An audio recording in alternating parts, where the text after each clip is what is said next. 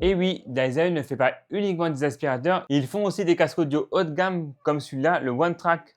Et rien qu'au design, tu sais que c'est du Dyson. Et en plus, il est brillé avec une housse de transport ultra slim. Regarde-moi ça comment c'est compact. Ce qui le rend unique, c'est la personnalisation, c'est-à-dire tu pourras changer l'éco-ciné et les coques extérieures. Pour te donner un exemple, j'ai plus envie de la couleur bleue, j'ai juste à tourner comme ceci. Et là, je remets le nouveau casque qui est vendu séparément. Et voilà, tu vois là, j'ai comme un nouveau casque qui est directement là. Mais l'éco-ciné, je peux faire la même chose. Et ces accessoires sont disponibles sur le site. Tu pourras avoir jusqu'à 2000 combinaisons possibles, c'est juste énorme.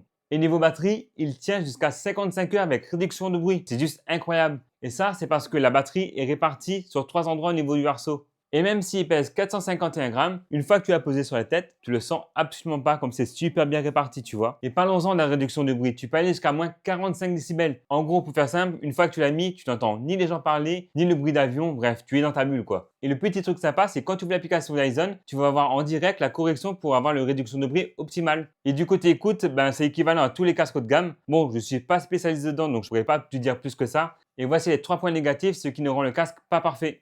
Tu seras obligé de créer un compte sur l'application pour contrôler ton casque, tout ce qui est mise à jour, réduction de bruit, tous les trucs comme ça. Mais surtout, il intègre un Bluetooth 5.0, c'est-à-dire que tu n'auras pas une multi-connexion. Tu vois, quand tu changes d'appareil entre iPad, iPhone ou Mac, bah là, le casque ne pourra pas se connecter directement sur d'autres plateformes. Tu seras obligé de te déconnecter sur l'application, puis te connecter par exemple sur l'iPad. Et je te disais aussi le double tap pour la réduction de bruit, c'est une espèce de gros brouhaha dedans. Donc voilà pour moi les points négatifs. Donc si tu recherches un casque personnalisable avec une autonomie monstrueuse et l'une des meilleures réductions de bruit sur le marché, bah, le Dyson est fait parfaitement pour ça. Mais si tu recherches un casque avec une multi-connexion Bluetooth, malheureusement, il ne sera pas fait pour toi. Donc voilà mon retour d'expérience. Sur ce, c'est Julien.